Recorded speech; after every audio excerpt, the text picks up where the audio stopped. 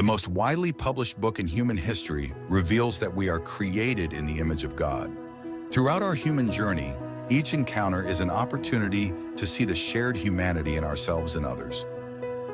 Regardless of one's views on religion, each experience and each story weaves us together towards a common path of transformation, a process of growth and understanding, a recognition that, at our core, we share a common destiny. What does the search for truth really mean in our lives? How can we find a sense of unity in a world so diverse and divided? As we reflect on these questions, we start to uncover a fundamental connection that binds us all beyond our differences. Welcome to Created in the Image of God, Building Vibrant Communities, with our host, Wade Franson. Tonight's episode is The Mockingbird Gospel. Good evening, everyone. It's Wade Franson, and we're back for episode number 189 of Created in the Image of God. I have a wonderful guest in the studio tonight, somebody that I met a few weeks ago, and we've talked a little bit about doing the show tonight. He is he's been working with, I can't remember now if he's the founder. I think he's the founder, but he's certainly been very involved in something called Mockingbird Ministries, the Mockingbird Gospel. He has spent years bringing theology down to earth and translating it into language that is accessible. He's written a number of books. He's got one out now called The Big Relief, which we will learn about, as well as his unique approach to grace and making sure that it's done with a little dash of humor and a little dash of pop culture so that it's very accessible and available for today's audience. Welcome to the studio, David. Hi, Wade. It's so good to be here. Thanks for having me. So clarify my mangled intro there about your relationship to Mockingbird Ministries and the Mockingbird Gospel. Sure. Mockingbird is an organization that I did help found, or was founded with some friends about 18 years ago, and it was founded in New York City, and it's since blossomed far beyond that. But the Mockingbird Gospel is that's not like a technical term, but I think sometimes people associate our organization with a form of a version of Christianity that really centers the grace of God in in hopefully a trenchant but also playful and accessible way on all the things you said. And these friends, these co-founders, were they in the same denominational context? Were they a diverse group of friends? Were they college buddies? Who were they? And what was your sort of thinking around the founding of this? Well, we were I was working as a youth minister at the time in a parachurch organization that worked in independent schools and prep schools in New England, and so a few of them were friends from that work. But then also, I'm an Episcopalian, grew up in that denomination. I mean, spent time in many other denominations, but most of the original founding of Mockingbird was a bunch of sort of youthful, probably naive Episcopalians who were tired of kind of culture wars and denominational politics and wanted to get out there and use the internet to do something creative and really grace focused. So it quickly spread beyond that. We're certainly not affiliated with any specific tradition, and we have people who write for us and speak for us that are coming from all sorts of different backgrounds at this point. But that's where we began. Well, let's go back a little bit further in time then. That's maybe a good segue. Your origin story, created in the image of God. We're all unique. How were you created? Who were your parents? What were the circumstances of your surrounding? What was little David like when he was running around as a toddler and growing up? And what forces formed and shaped you before you took conscious thought to become who you are today? Well, gosh, that's such a wonderful question, and people don't ask it. It's precisely those with those parameters, which are so expansive and wonderful. I was born in the late 70s, 79, in New York City, downtown Manhattan, which was a very kind of a grisly place at that point. It was post-Vietnam New York City, where it was not the New York City that people associate with today. That's kind of a big shopping mall. Um, My father was he had been raised in Christian Science, and my mother had been raised Methodist, and they had um, both had kind of radical conversions in their early 20s. And my father had actually gone into the ministry. So he was working as an Episcopal minister in Manhattan. But she's from the South, he's from the Mid-Atlantic. He's actually more of a Yankee, grew up in New York City himself. She's from Central Florida.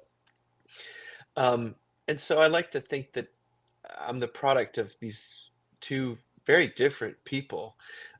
It is an opposites attract situation. They're still very happily married, over 50 years later. Um, but so what was I like? We moved out of the Manhattan, out of downtown New York, when I was about 3 years old. My father's imagination probably shaped our childhood. I had a very stable and nurturing mother, and a father who was quite uh, quite intellectual, eccentric, loved movies, loved music, was always going to concerts and things like that, but was a very devout Christian person. So as I look back, I realize it was quite a strange brew that I was coming out of, because a lot of times people who are born in sort of more devout situations are cordoned off from the culture, and they never get to read certain books or listen to certain records. But that wasn't my childhood at all. But so anyway, we moved out to the suburbs. I was a sensitive kid. I think I was a middle child of three boys. I look back and think that I sort of felt like I carried the weight of the world on my shoulders. I had a very rambunctious older brother and a more introverted younger brother, and so I probably took on the mantle of the achiever, which has filtered its way into my work. Um, but yeah, a sensitive kid. I was always told I was pretty hard on myself, but I had a lot of friends. Humor has always been very important to me. Um, well-rounded was the phrase that got tossed in my direction a lot, but I think I always wanted to be just good at one thing, but I was always told I was well-rounded, which meant you're pretty good at a lot of things, but not really good at anything. But anyway, we moved around quite a bit because we moved to South Carolina, so I was in the tri-state area around New York City for until I was about 8 or 9. Moved to South Carolina for a little bit. Then we went to Europe, and so I went to German speaking school for a couple of years. Wow. So, Uh, so I got to pause you there because the questions are racking up, and I know I'm going to forget to dig in. So, one of the first ones is, so your humor touch points, when you mentioned, you enjoyed humor, I know what they were for me, right? But what were some of the touch points in the area of humor that you remember just really igniting that spark where you realize this is really funny and laughing your head off kind of thing? the earliest would have to be the Muppets. I think Okay. I felt that there was something that just it touched the heart, but really made me laugh, and that was Sesame Street The was Swedish Chef, was that one? Swedish. The silliness of Gonzo and the absurdity and the occasional breaking of the fourth wall. I love that stuff. Yeah. When I got a little bit older, Calvin and Hobbes was running in the Oh newspapers, man, and that was yeah, that's very brilliant, formative. brilliant, brilliant. Yeah, I would say that those were big, big deals for me. And then when I got a little bit older, Seinfeld has always been an abiding love of mine, and I could watch not that there's clips anything wrong with that. until the cows come home. Exactly, that was more middle school and high school. Yeah. But I would say those would probably be the three main influences on my sense of humor. Well, very cool. The other thing is, what were the cause of those moves? Down to Uh, North Carolina and then to Europe. Well, I think my father was a fairly restless individual. It was common in our denomination at that point, less so now, that you would spend, you have a tenure of about 5 to 7 years in various places. His was a little shorter than that, and he decided he wanted to go get his graduate degree, a PhD in Germany when we were in seventh Was that grade. in When Tübingen by any chance, or where did he get that? bingo, yes, it was in Tübingen. That's exactly where it was. So Yeah, I because got a P- I lived in Stuttgart for 5 years. I was Oh, pastoring really? a three-church circuit in Stuttgart, Basel, and Zurich for Well, our we lived small in Zurich denomination. for 1 year while he was in Tübingen and then moved to Tübingen, and which was, for a 14-year-old kid, uh, which is what I was at the time, although I was yanked out of prep school in South Carolina, which is a very different scene than, 8th grade and gymnasium in Tübingen. Um, it was a wonderful place because you could be everywhere. You could ride a if you could ride a bike, it was basically like having a car, Yeah, and, it's medieval, kind of Legoland almost. It was a wonderful yeah, place to be for a couple years. yeah. So you still speak some German, or? I do, I do. I studied German in college, and it ended up going and living in Vienna for a Oh, wow. year. So, but we were moving around quite a bit, so they sent me to boarding school in Connecticut. So I was educated at a boarding school for 3 years, and then ended up going to college. I would say that faith-wise, I wasn't very interested in church or really even Jesus, from about age 13 to probably 23. I wasn't Hmm. antagonistic because I loved my parents and didn't see them as foolish or misguided. Uh, eh, I needed to figure out who I was. And, come to find out that included a sincere faith in God and God's grace and the So what person was work the of when Jesus. did, as the Germans say, when did the penny drop, right? I mean, y I'm debating here whether I should launch into German with you, but I'm looking at the audience and I'm not seeing anyone saying go for it. So, anyway, so, yeah, what was the turning point that that made you, think more seriously about faith and getting involved in religion and Jesus and The first thing that happened was when I said I was in Austria for a year by myself, direct matriculation. Uh, I got very quite lonely, but also, I mean, I eventually made friends, but it was just, plopped into the enormous university system there. And I took a class on the Bible, on the Synoptic Gospels. So I actually read the Bible first in German, um, the Luther Ausgezeichnet. translation.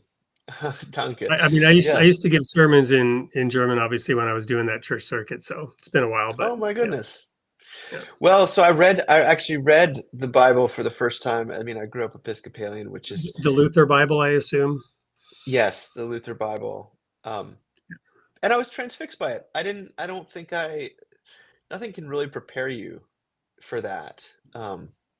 So that was really important for me. But then, I think that it's got to travel from the head to the heart. And the year after I graduated from college, I went through some personal difficulties, basically the beginning and ending of a relationship, a romantic relationship that left me pretty bereft and also exposed kind of who, I was all of a sudden doing things I wasn't super proud of and getting to know myself in a new way. And at that point, when I was in pain, I just started praying. And all of a sudden, before I knew it, I was part of a Bible study with some really wonderful folks who supported me during that time in a way that other people really didn't know what to do with that crisis time. And then before I knew it, I was working as a youth minister. It wasn't something I really sought out. I felt almost I was delivered into. And then had a very steep learning curve of what on earth am I doing here? But as time went on, we talked about humor. I met, it was very important to me that I found some Christians who had a good sense of humor because my experience of Christians at high school and in college was that they took themselves extremely seriously Yeah. and were not very funny. So meeting some Christians who could really laugh and make me laugh was instrumental. So it's all sorts of things. You look back and um, you see that there was maybe more going on than you realized at the time. But those are the broad strokes. Well, little anecdote from when I was in Stuttgart, there were a couple of brothers actually from Tübingen who joined our church, And we were actually not even a denomination. Actually, before I go into this little anecdote, the Episcopalian Church, because I recently learned that there are 40,000 denominations. I was shocked. I knew there were many, but 40,000 denominations? That was Mm. shocking. Okay, fact checkers, go make sure that's right. But that's what somebody told me, and I kind of don't doubt it. But the Episcopalian Church, where does that come from? What is it? Who are they? Well, it's originally the Church of England. It's the Church of England in America is the Episcopal Church, originally called the Protestant Episcopal Church. Now there's such a thing as that, the Anglican Church and the Episcopal Church, but historically speaking, the Henry VIII wanted to get divorced, and he couldn't be Roman Catholic and do that, so he ran into this guy named Thomas Cranmer, who was extremely.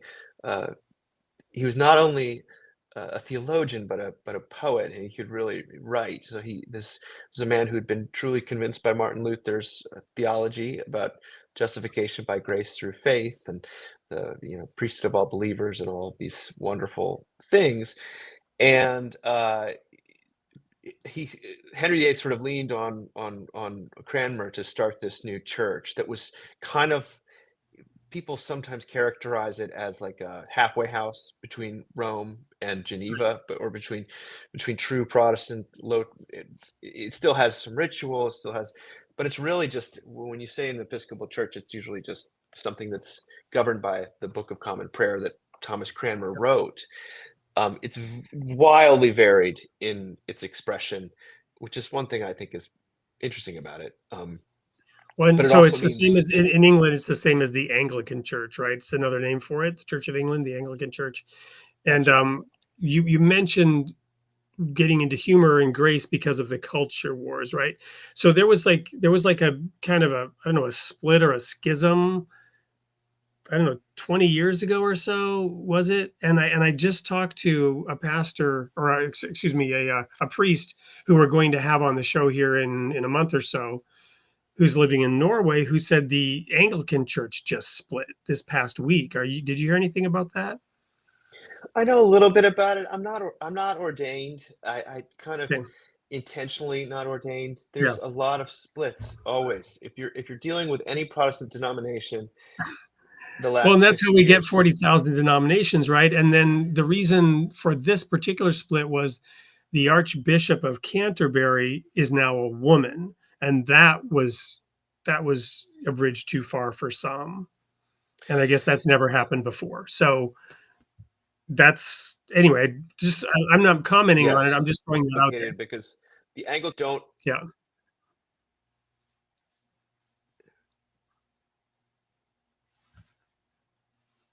Uh, the uh, the the the Anglicans don't the Archbishop as like a pope. So it's a strands of Anglicanism do. It's wildly convoluted when you get down to it. I don't want to minimize what the heartache that a lot of people feel around a lot of this stuff, but I find it easier to exist as just a Christian.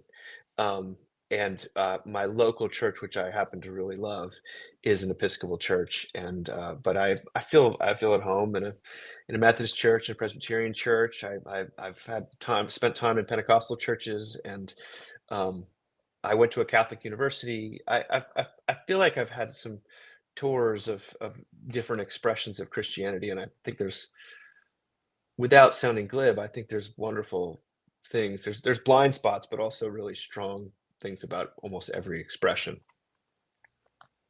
Yeah, well, let me wrap up this opening segment then with this little anecdote. And part of the reason I threw that in there is just that people taking themselves too seriously, right? I resigned from the ministry when the denomination I was a part of, and again, it wasn't really a denomination because we didn't accept the Trinity, which made us heretics. So we didn't get to really call ourselves a denomination, if you will. We were kind of outside. But when our church split right down the middle over doctrinal differences and couldn't somehow keep it together, that's when I realized this thing about taking oneself too seriously. Though that was not how I put it at the time. But it was a serious matter that we were taking ourselves so seriously that we couldn't stay together. You follow me? That we couldn't Oh, work out sure. whatever differences there were. So I resigned in 1995 from that to separate my faith from my paycheck. But before that, when I was over in Germany, this was actually only like 3 or 4 years before that, before I returned to the US. Um, there were these two brothers who were studying theology in Tübingen who joined our church, our denomination, which was very different. We, for example, also did not believe in um, going out and trying to preach the gospel outside. We believed where Peter said, "Be ready always to give an answer to everyone who asks you." But we didn't feel it was our requirement to go out and profess Jesus to others, right? But these two brothers came from that, and this one brother told me that he used to get on the U-Bahn, the subway, and he would always be nervous when somebody said, and he'd break out into a sweat because he felt this obligation to preach Christ to the person who sat next to him. And Hmm. for him, it was a big relief to not have that burden because in Germany, largely Jesus, it's not a new thing that people haven't heard of. And you know what I mean? So if you imagine having to talk about Jesus to everyone who's sitting next to you on the U-Bahn every day, back and forth, I can imagine breaking out in a cold sweat. But Mockingbird and your approach maybe lightens that up a little bit. So we'll go now to the video, and when we get back into the segment, we're going to have you unpack what all that is, how you approach it differently, how you maybe overcome that burden or that nervousness that this brother in Tübingen had.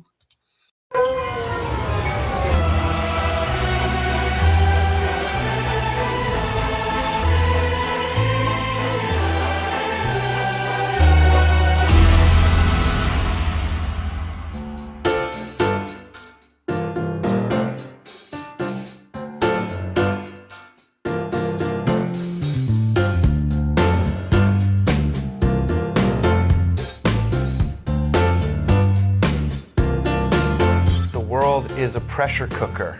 No matter who you are, everyone is searching for relief of some kind. We crave relief from the treadmill of professional and financial and relational demand that only seems to get faster every single year. We crave relief from guilt and from regret and from rejection and grief. What we ultimately need, though, is grace, the grace of God. Grace represents an alternative to all of that. It is relief to those who are weary and worn out. Grace is the big relief at the heart of the Christian faith.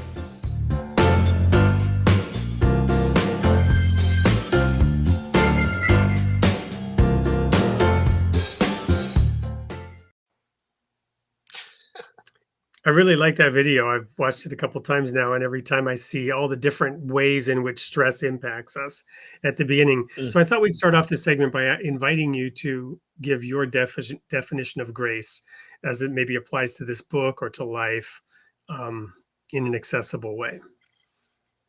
Sure. I think grace is one of these big words that can carry a lot of weight. And the book is an attempt to sort of wrap my arms around it without saying it is only this and not that, while also give it some substance. I think the classic definition of grace is it's a gift with no strings attached. That's the language of the Bible. Very often, Paul's words for grace is the same word as gift. I like the youth ministry version of unmerited favor. Unwarranted generosity is a good one. I really like a non-contingent compassionate alliance. That's a psychological definition of grace. I've heard people describe grace as one-way love. I think grace is a surprise, it's a surprising interruption in the sort of quid pro quo that usually defines our lives. So there's all sorts of ways, again, to talk about it. Those are a few that I find compelling. Well, as you were describing those, the image that was coming to mind for me was heaven smiling on us.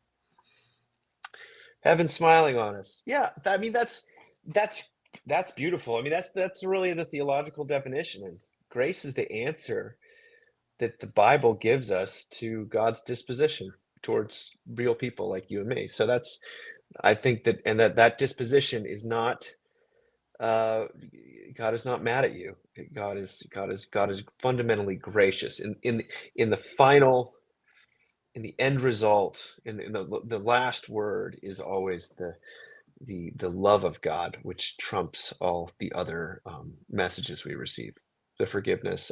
In the book I talk about grace as relief, and so I kind of catalog the pressures that we live under, which are many, especially different times in our lives, like the pressure to keep up, the pressure to always be growing, the pressure to always be producing, the pressure to, you know, uh, um, justify yourself, the pressure to save yourself and save the world. So I try to catalog those and talk about how different tributaries of grace are maybe are going to hit us at different times. So for someone who's filled with regret, forgiveness is going to feel like grace. To someone who's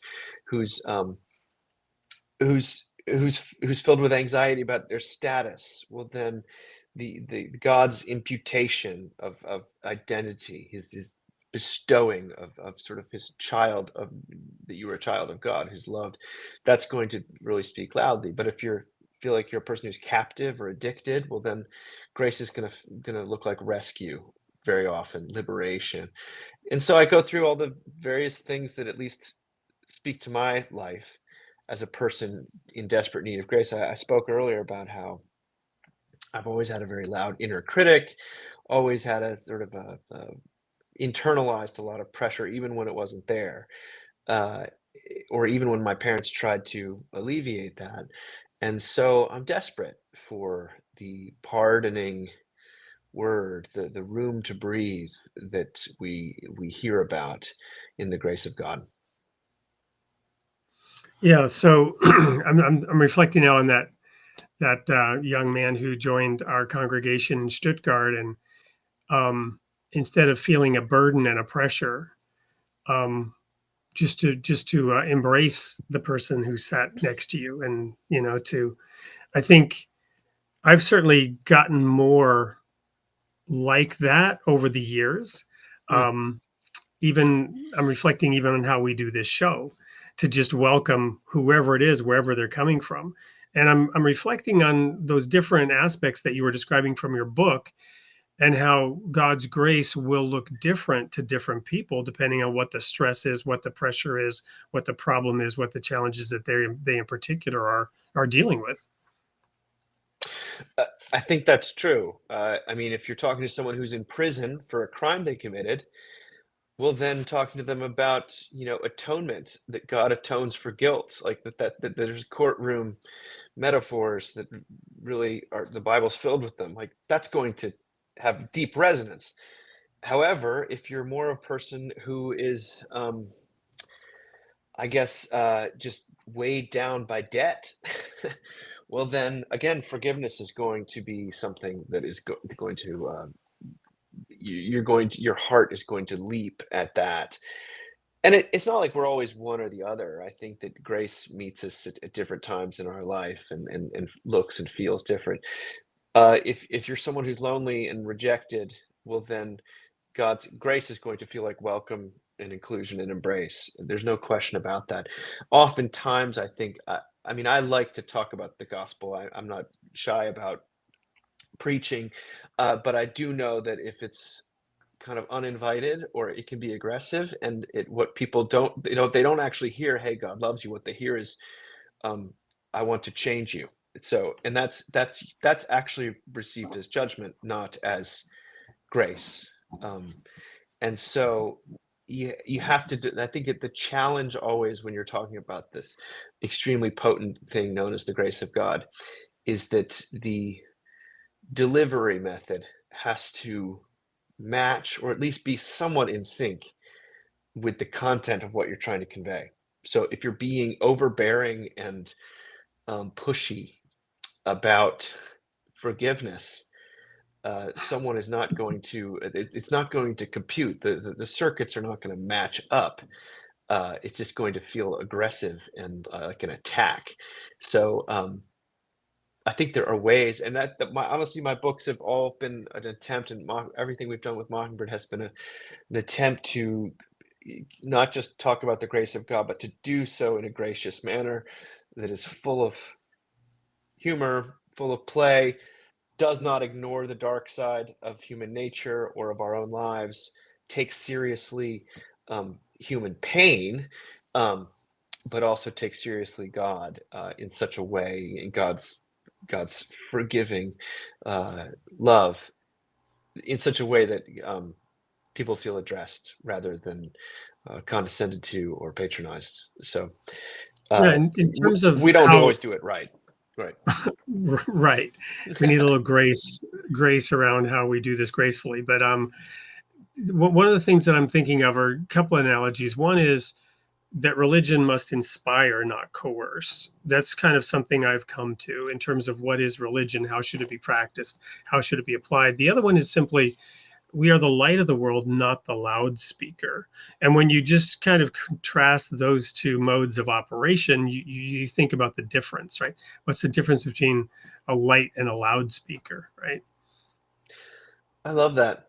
It's true. I mean, I think God speaks. I think that there's the word is the word. Of course. I think But if we're we're quiet enough to supposed to be a listen, light, you know. but we're supposed to be a light, exactly. And that's not always the case. And I'm drawn to lightness. I'm drawn to lightness in terms of weightiness, and I'm also drawn to light in terms of the world can feel like a pretty dark place, and my internal life can feel like a pretty dark place sometimes. I'm dying to get closer to the light. Yeah, another one is, I was reflecting recently, and I think I might have talked about this on an episode here recently. I actually spent a lot of time in the book of Genesis. I love it. It just seems to keep giving and giving. And I was focusing on this question that God asked Adam and Eve, who told you you were naked? Right. And now that can seem like an accusation, but it's actually kind of funny because it's like, I created you naked. They were naked. They were naked when God created them. Who Yeah. told you you were naked? What does that mean? Does it mean who let the cat out of the bag? You didn't realize you were naked? It's much more subtle than that, right? You got to unpack that. Who introduced shame into the beauty that I created? Because when he created us, he said it was very good. Everything else he created was good, right? The light was good. The sea was good. At the end of the day, it was good. And when he created us, it was very good, right? Hmm. And so who told you were naked? You know what I mean? Where did that shame come from? Where did suddenly heaven smiling on you turn into heaven is scowling at you? I know. Shame is the first product of the fall. I mean, at least traditionally speaking, it's right there accompanying the lie.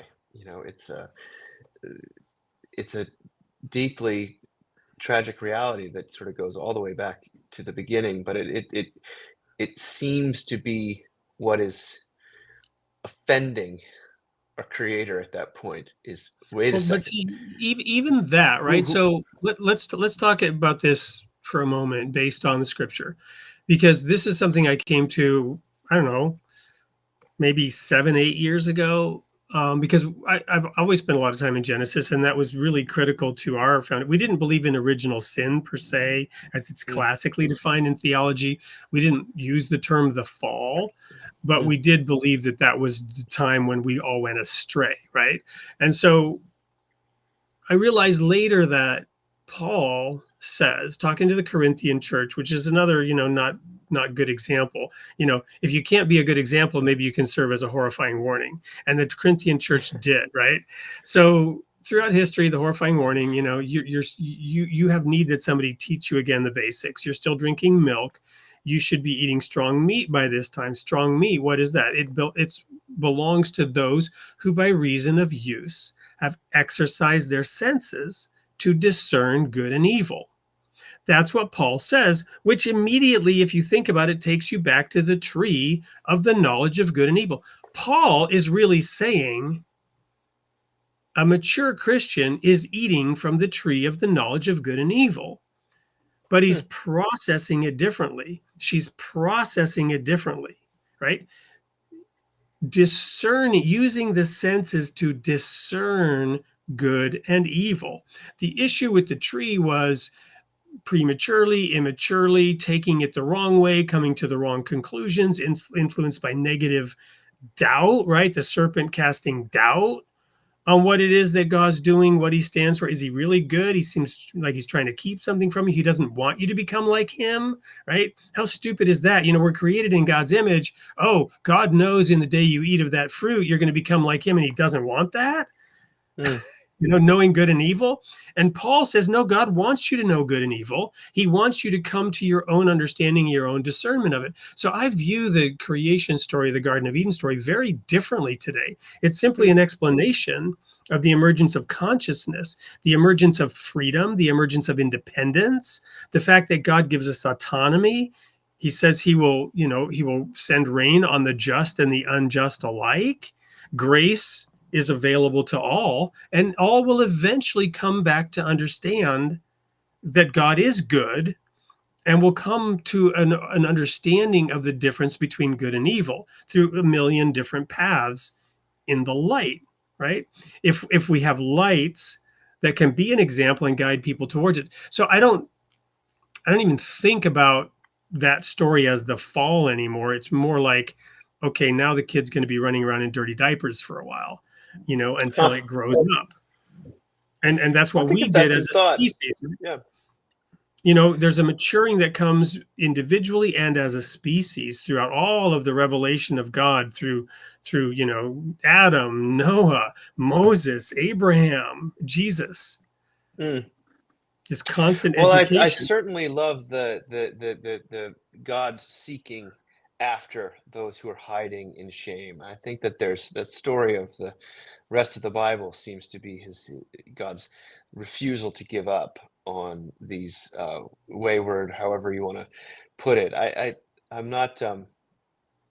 Yeah, I always think of the fall is probably, and that's just a shorthand for me. But I would say that it's more of like a reaching up, and then a believing something.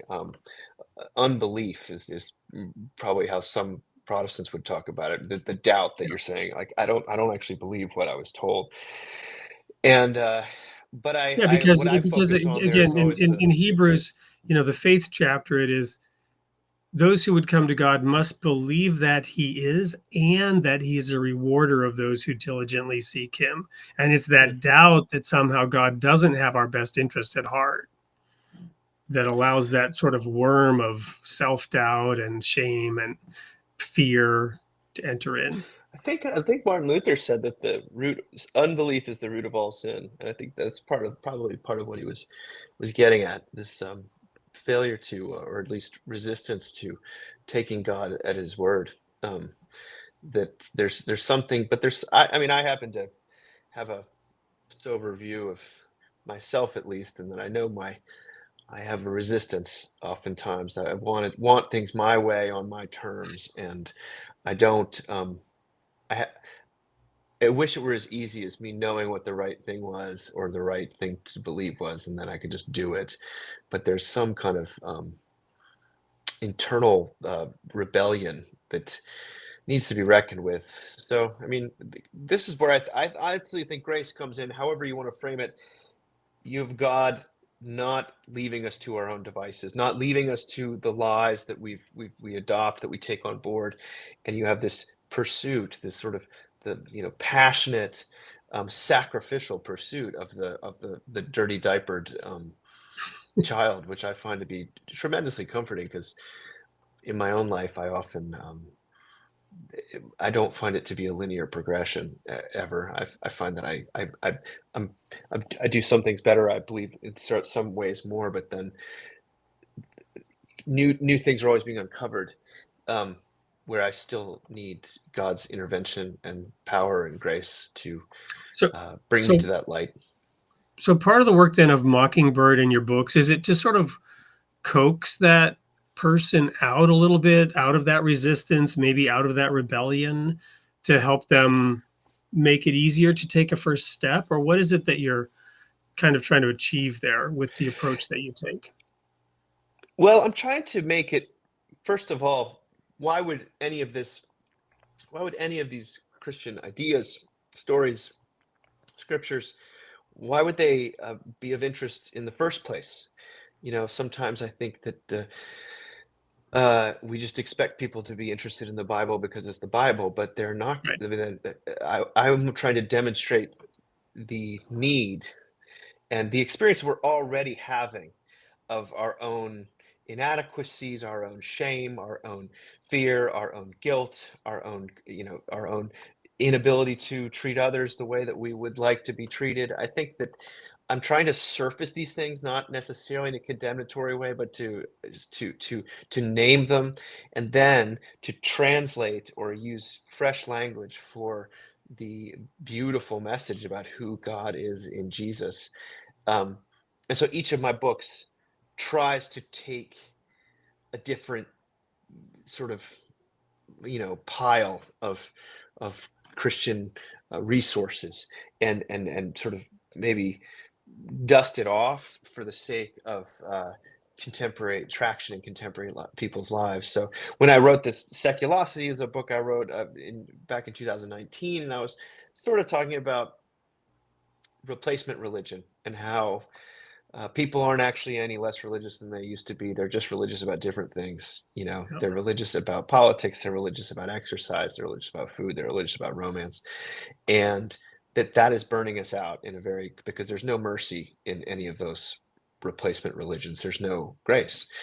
But that was really ultimately a Trojan horse for me to translate the doctrine of justification by faith into contemporary language, which sounds like this antiquated, boring, irrelevant thing. Justification by grace through faith. What is that? Well, it's this idea that your enoughness, which you're tirelessly pursuing in every avenue of your life, is actually a gift of God, like from God to you. There is, I think, a deep relief in the accepting what is already, instead of trying to earn what can't be, trying to pay for what is freely given. So, and then Low Anthropology, I tried to take a view of human creatureliness and limitation and sin, and try to bring that into a why would someone ever even want to believe this?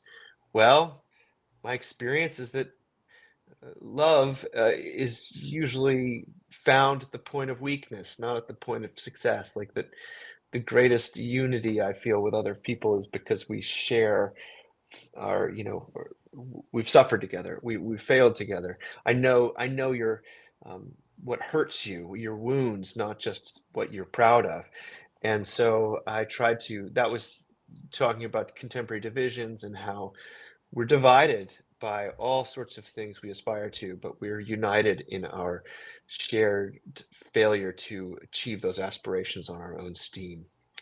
And then the big relief, of course, is just me trying to get at the grace of God, which is counterintuitive.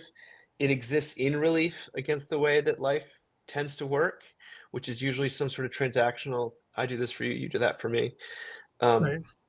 and so relief is this word that I just kept hearing everywhere I go, from people talking about, disaster relief after hurricanes, to people talking about, canceling their Netflix account because they can't keep up with the shows. It's just, I got the sense, gosh, if you really listen to your neighbors, listen to your own heart, people are just crying out for relief.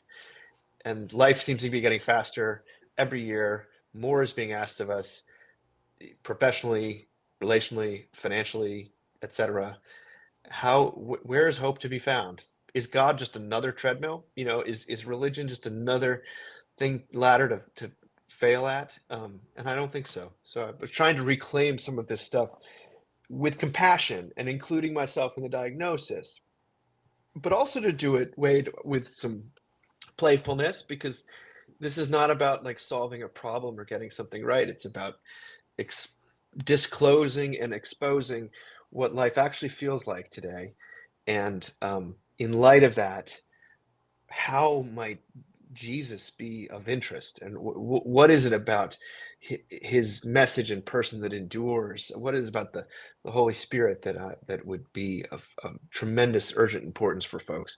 Um, whether I do it successfully or not, I don't know, but that's what I've tried to do, because there's a lot of books out there written for Christians. There's a lot of books out there uh, that are helping those who are growing in their faith in all sorts of ways. But in my own ministry and work in Central Virginia, I didn't feel like I had a lot of resources to give to people who were sort of curious, but not quite there emotionally, or they needed some coaching with the plausibility structures. It's a lot Well, of things I just said. no, it's awesome, and I'm just drinking it in. I really love your approach. I love I'm just reflecting and thinking about everything you're saying. We're going to go to a really quick commercial break, and when we come back, we're going to ask the question: where are you growing next? How has all this been working, and what is the feedback, and what's next on the horizon for you, for Mockingbird, for your writing? Don't go anywhere. We'll be right back with more of David and the grace of relief. What if everything you thought about healing was missing one vital piece? 7 generations of doctors, one man who took a different path. Betty Carmichael never went to med school, but he discovered something that science can't always explain: a spiritual process with the power to heal.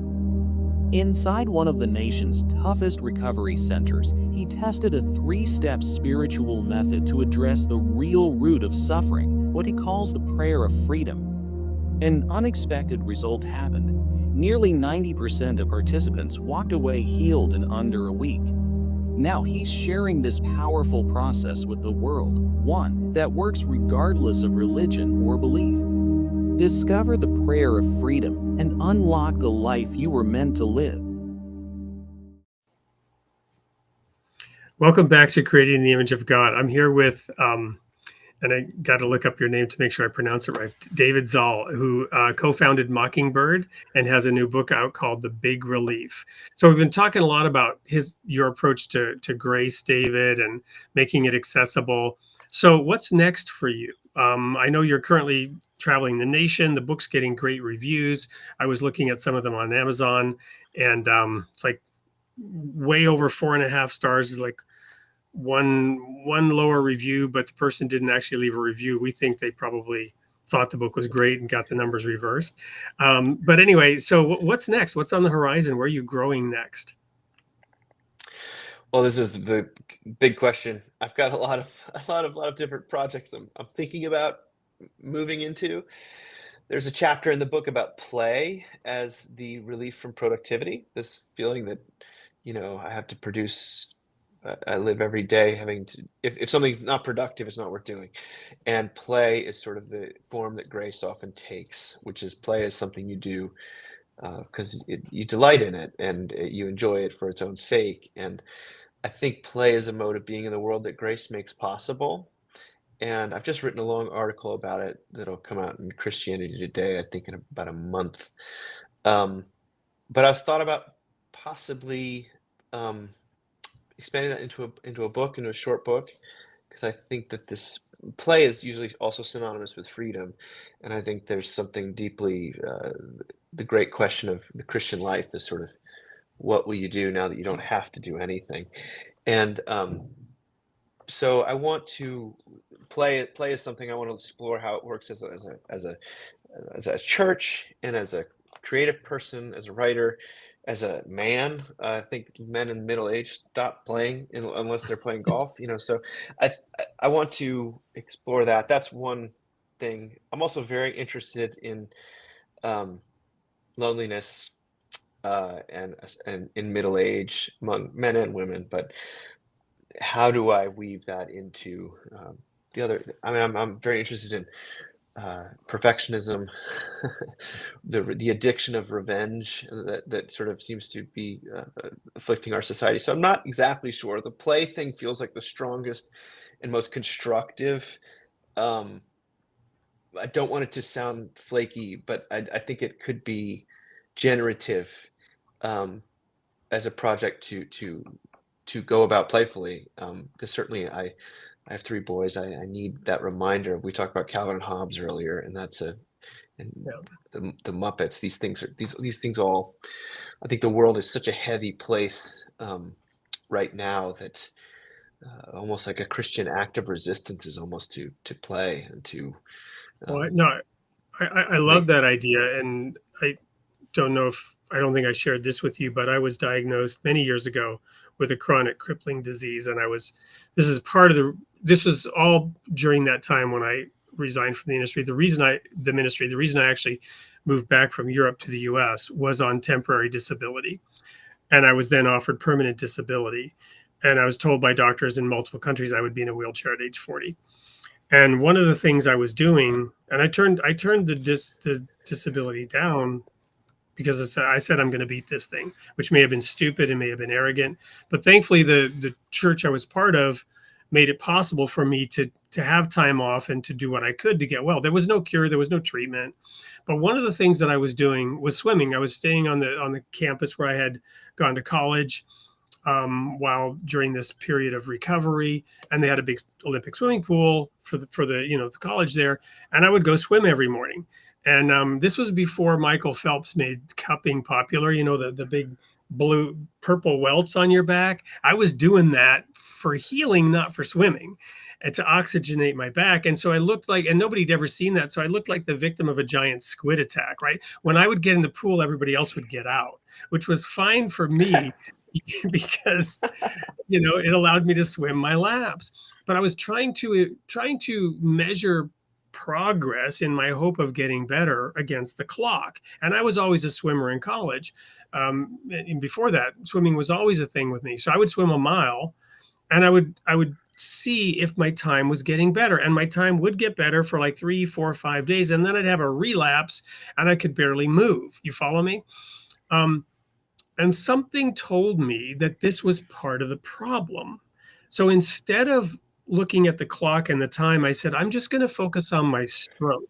And I'm going to pretend that I'm dancing, which I couldn't dance to save my life. I've never danced, but I'm like, just the feel of gliding through the water and doing it in such a way that, if you do it right, it's like being a dolphin or something, you know what I mean? It's playful.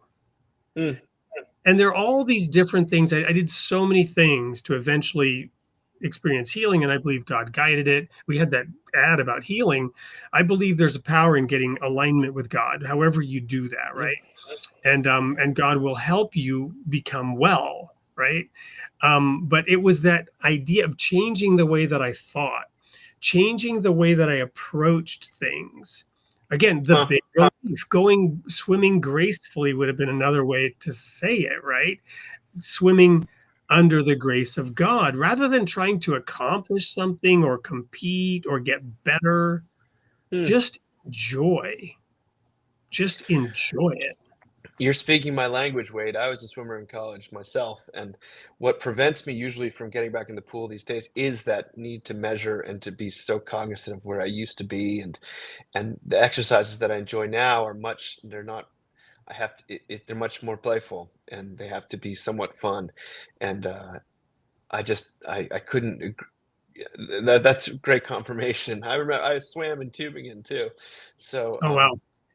Yeah, when I moved to Germany, I joined the water polo team in Bonn, and there were all these like 6'4" guys, and I'm pretty short. Man, that was brutal, right? Our warm up was swimming a mile. Water polo is the most brutal sport on earth. Yeah, I'm a water polo player too. I played at boarding school. It was a huge part of my life, and very humbling, extremely humbling. Yeah. Oh yeah. Well, that's confirmation. Maybe I should dive, pun intended, deeper into that pool. Go. Well, we're gonna quickly go to a couple of audience comments, because you just reminded me way early on there was somebody who said this when we were talking about humor. Did you ever read The Far Side? No, Gary love The Far Larson? Side, of course. I think. What's your favorite Yeah. Far Side cartoon? Oh my gosh, probably the Midvale School for the Gifted. I just, where that's Push, how don't could pull. Yeah. push don't pull. I mean, that's so emblematic. But all the ones of God, in his laboratory kitchen stuff, I like the absurdity of the Far Side though. Like I think Yeah. sometimes there's some stuff that doesn't really make any sense, but it's about cows, and you realize it's just absurd. I appreciate that Yeah. stuff. I always loved the scientists in their lab coats that were acting like kindergartners. Oh, I know. That's a great one too. I love it. Yeah. So let's see what else we've got here. Well, we talked a little bit about denominations and whatnot. Again, very early on, Christian Science. How did that affect your childhood? This person heard wild things about that religion. So what was Christian Science? And you mentioned there was kind of a yin yang between your mom and dad as well. I think, I mean, Christian Science is very much sort of the power of positive thinking. It's skeptical. It venerates Jesus, but not as God. But the way that my father pretty much walked away from rejected that wholeheartedly. But what he didn't reject was that we it was never his impulse to take us to the doctor when we were sick. Christian Science usually believes that sort of the most hardcore Christian scientists at least believe that sort of healing is all spiritual, and no medicine is needed. So we laugh that he rejected a lot of the theology, but this is a man who had terrible allergies but would never go to the doctor. And my mother's family is filled with doctors, so there was an interesting kind of push and pull there too. But Yeah. yeah. So this one here, maybe more for me, my analogy, but I'll let you deal with it. Wasn't Jesus a loudspeaker? I think so, but I think we are not Jesus. So I think that I want to amplify the words of Christ, and I want to allow him to speak where, rather than, I don't know of how much the world needs that much more of me, but yeah, I mean, but I don't think of Jesus as a billboard in that, or like kind of that kind of loudspeaker. Just, Jesus interacted with people. I mean, he wasn't, there was always a give and take. But there was more giving, but there was, I don't think I understand why, like, Christ is God's great revelation, God's great message to the world is enfleshed in Jesus Christ. I believe that, but I also think that how that actually works out in practice, he wasn't going around shouting at people. Like he would preach, but many, many times he would also interact. Yeah, I would also, very well said. I would also add to that. I was thinking as you were talking, he spoke in parables. And then when they asked him, why do you speak in parables? He said, in fulfillment of Isaiah, seeing they will not see, hearing they will not hear. To them, it's not given. So he wasn't, in that sense, he wasn't a loudspeaker. He wasn't trying to overpower everybody. He wasn't trying to force them to accept or listen. He was more evoking curiosity and Yes. allowing people to come to their own conclusions about things. Yeah, I just think if Christianity is just a matter of turning up the volume, that's pretty that is pretty oppressive. I don't think it is. I mean, I think it's much more about God meeting you sometimes with a still small voice in the worst moment of your life. And sometimes God can be loud. I mean, to get our attention, it's not easy all the time. But anyway, it's a I great remember question. giving a sermon in the Black Forest to this conference, and I was chosen for Youth Day, right? Because I was younger back then, and so Youth Day was a hard thing in our church, right? Especially at a conference like that, because we had these epic 90-minute sermons in our denomination, and people didn't know how to reach the youth, and the youth tuned out. And I gave a sermon on attention getting devices, which was a ploy for me to use a lot of attention getting devices throughout the sermon. But all the devices which God has used throughout history to get our attention, and there's just a huge different diversity of attention getting devices that God has used. Wow. Well, we live in an attention economy, my friends. Yeah. Well, here's one for you. What practices or rhythms help you stay grounded in grace when you're in a season of busyness or fatigue? Well, for me, a lot of that revolves around church. Um, I go to a church that I enjoy and I love, but I also it's a place where I get to serve other people. And I go there at least 3 times a month. I'm part of a men's Bible study on Wednesday, and I like to wake up when I have the chance to and journal and read and do the things. A prayer journal is really important to me. It hasn't always been, but right now in my life, it's become important. But the other, I also try to. It is important for me to take care of my body, get enough sleep, all those sorts of mundane things that sometimes I think I'm so spiritual and don't need, but I do. And But for me, I would say that going to a church where I not only hear about the grace of God, but I experience it from other people, but also through the liturgy. I know I can rely on that it's not people making it up as they go along, that there's but the Holy Spirit's not somehow checked at the door.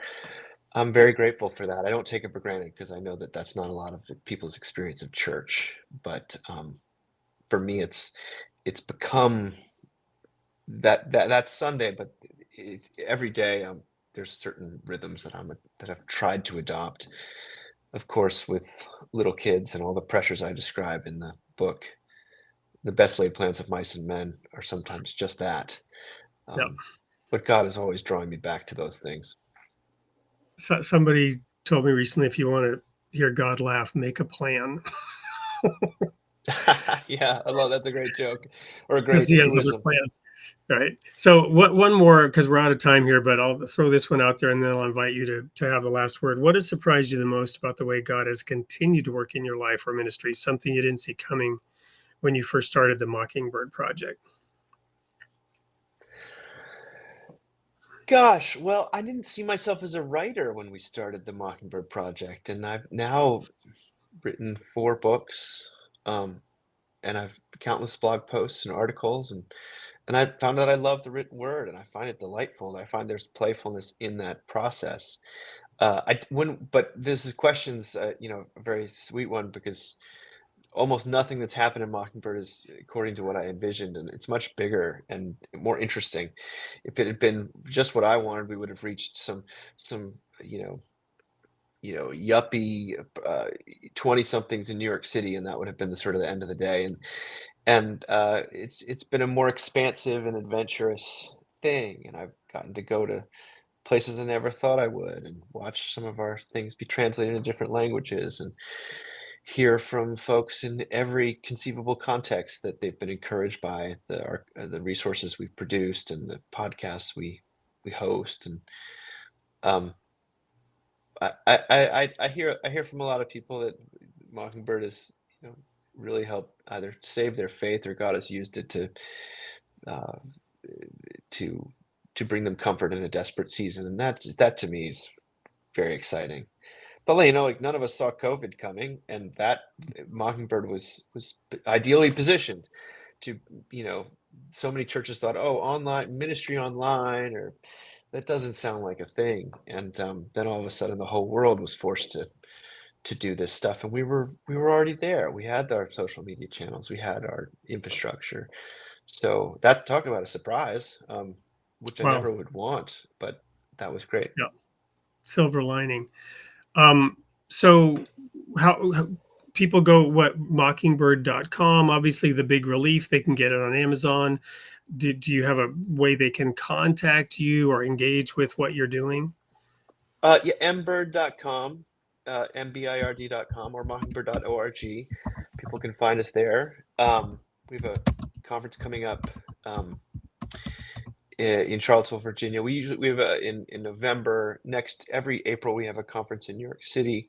But I host a podcast called the Mockingcast, and that's every 2 weeks. That's sort of talking about all sorts of cultural touch points with the grace of God. But my books are out there. And I'm not hard to find. Wonderful. So last words. What do you want to leave the audience with as we wrap up here? And after that, we've just got one thing, which is to air the sneak peek for next week.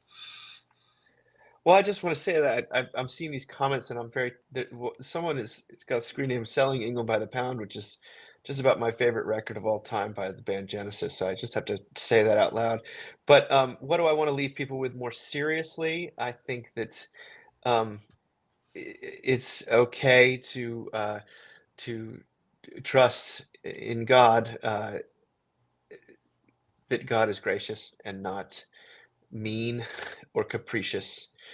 Um, so that's I mean I always like to tell people God's not mad at them, um, and that's something you can actually hang your hat on, um, and it's okay to laugh at yourself. Amen. We have this sort of tagline at the end. Remember, you are created in the image of God, and God loves his creation. Well, what a better way, what better place to end than that. Well, David, it's sure been a pleasure. I'm gonna, check out Mockingbird, one of your podcasts, get involved a little bit because I'm really heartened by your approach. I love it. It's just a good feeling to know that we can have fun together with this. And maybe sometimes I do take things a little too seriously. My kids, if they were listening to this, they'd be like, "Yeah, Dad, you should listen to this guy." So, Well, I've certainly had fun here, Wade. Thank you for having me. Yeah, it's been a pleasure and an honor, and thank you. Keep up the great work and the ministry that you're doing, and it really has been an honor. We'll be in touch. I also, for the audience, I think a lot of them subscribe, but I'll be reflecting on this tomorrow and writing an article on my Substack about what I learned from this interaction. And David, I'll get that over to you as well. So with that, we have just one more thing to do, and that's air the sneak peek for next week's show. And everyone, thank you so much for being here tonight, and David, especially you.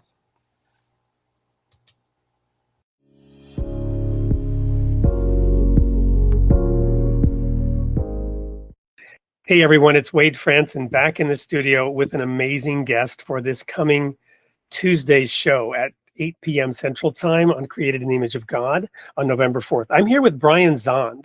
And after all, it's the political season, not this year, but it's kind of that election fall feeling in the air.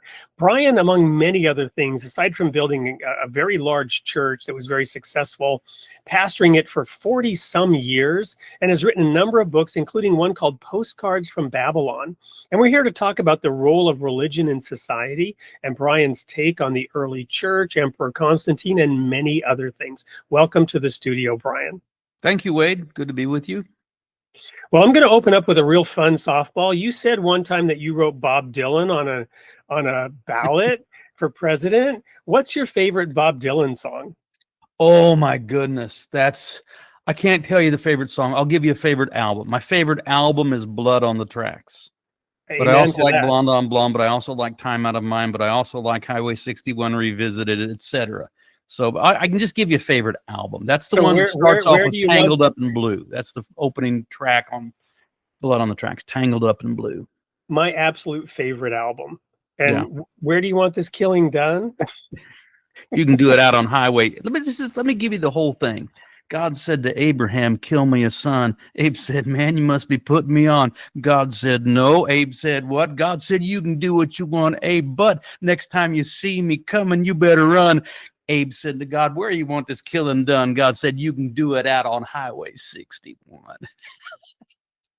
Yeah, thank you. I mean, Bob Dylan is amazing, Yeah. I don't think he would want to be president. I don't know if he'd make a good president, but I can see why you voted for him. Yeah, I voted for him. All right. So Bob, Brian, so weaving in all of your, and the names of your books, the titles of your books, I mean, you have so much wisdom, history, experience, but also you kind of weave in things like that to reach people. What is it about that with you? Well, I'm greatly influenced by the arts, and I'm not necessarily weaving those in to make a point or to attract people. It's just how my mind works. In fact, my most recent book is called The Wood Between the Worlds, A Poetic Theology of the Cross. And it's because even though I can write theological prose, and I do, I don't limit myself to that medium. In other words, I think the truth of God can be communicated just as well through painting, song, poem, literature, art, film, as through more conventional theological prose. So that's how I roll with that. The love of God is not of this world; it's completely of the soul, right? Mm. I'm inspired by what I'm hearing from you, and the audience is going to be inspired when we have a full hour to unpack the many aspects of what you've learned over the years. So to the audience, this is one show you're not going to want to miss. Please be there at 8 p.m. sharp on November 4th for Created in the Image, 8 p.m. Central for Created in the Image of God with Bob Zand. We'll see you there.